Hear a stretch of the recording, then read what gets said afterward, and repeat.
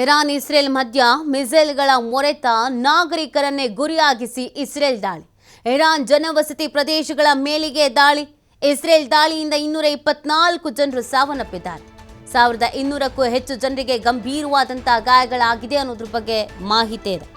ಮಿಸೈಲ್ಗಳ ಮೊರೆತ ಅಷ್ಟರ ಮಟ್ಟಿಗೆ ಇದೆ. ಜನವಸತಿ ಪ್ರದೇಶಗಳನ್ನೇ ಟಾರ್ಗೆಟ್ ಮಾಡಿ ಅಟ್ಯಾಕ್ಸ್ಗಳನ್ನು ಮಾಡಲಾಗ್ತಾ ಇದೆ.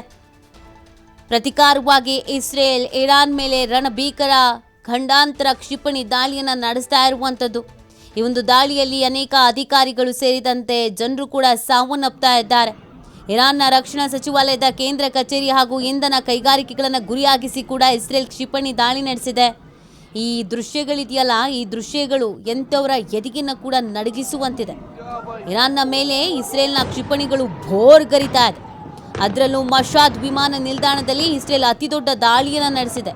ಈ ನಿಲ್ದಾಣದಲ್ಲಿ ಇರಾನಿನ ಇಂಧನ ತುಂಬುವ ವಿಮಾನವನ್ನು ಇಸ್ರೇಲ್ ಹೊಡೆದುರುಳಿಸಿದ್ದು, ಭಯಾನಕ ಸ್ಫೋಟದಿಂದ ಹೊಗೆ ಮುಗಿಲೆತ್ತರಕ್ಕೆ ಆವರಿಸಿಕೊಂಡ್ಬಿಟ್ಟಿದೆ. ಇಸ್ರೇಲ್ ಇರಾನ್ನ ಅಣ್ವಸ್ತ್ರ ಕೇಂದ್ರಗಳನ್ನು ಟಾರ್ಗೆಟ್ ಮಾಡಿ ದಾಳಿ ಮಾಡಿದೆ. ಈ ದಾಳಿಯಲ್ಲಿ ಇದುವರೆಗೆ 14 ಪರಮಾಣು ವಿಜ್ಞಾನಿಗಳು ಮೃತಪಟ್ಟಿದ್ದಾರೆ. ಇನ್ನು ಇರಾನ್ನ ಟೆಹರಾನ್ನಲ್ಲಿರುವಂಥ ಭೂಗತ ಶಸ್ತ್ರಾಗಾರವನ್ನು ಇಸ್ರೇಲ್ ಧ್ವಂಸ ಮಾಡಿದೆ ಅಂತ ವರದಿಯಾಗಿದೆ. ಕಳೆದ ಶುಕ್ರವಾರದಿಂದ ಇಸ್ರೇಲ್ ದಾಳಿಗೆ ಇಲ್ಲಿವರೆಗೂ 224 ಜನರು ಮೃತಪಟ್ಟಿರೋದಾಗಿ ಇರಾನ್ ಆರೋಗ್ಯ ಸಚಿವಾಲಯ ಮಾಹಿತಿಯನ್ನು ನೀಡ್ತಾ ಇದೆ. ಇಸ್ರೇಲ್ನ ರೈಸಿಂಗ್ ಲಯನ್ ಕಾರ್ಯಾಚರಣೆಗೆ ಇರಾನ್ ಕೂಡ ತಿರುಗೇಟು ನೀಡಿದೆ. ಇಸ್ರೇಲ್ನ ಟೆಲ್ ಅವೀವ್, ಜೆರುಸಲೆಂ ಸೇರಿದಂತೆ ಹಲವು ಪ್ರದೇಶಗಳ ಮೇಲೆ ಕ್ಷಿಪಣಿಗಳ ಸುರಿಮಳೆಗಳನ್ನೇ ಗೈಯಲಾಗಿದೆ. ಇರಾನ್ನ ಜನವಸತಿ ಪ್ರದೇಶಗಳನ್ನು ಟಾರ್ಗೆಟ್ ಮಾಡಿದ್ದು ದಾಳಿ ನಡೆಸಲಾಗಿದೆ.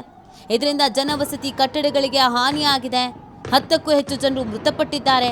ಸಾವಿನ ಸಂಖ್ಯೆ ಹೆಚ್ಚಾಗುವಂತ ಸಾಧ್ಯತೆ ಇದೆ.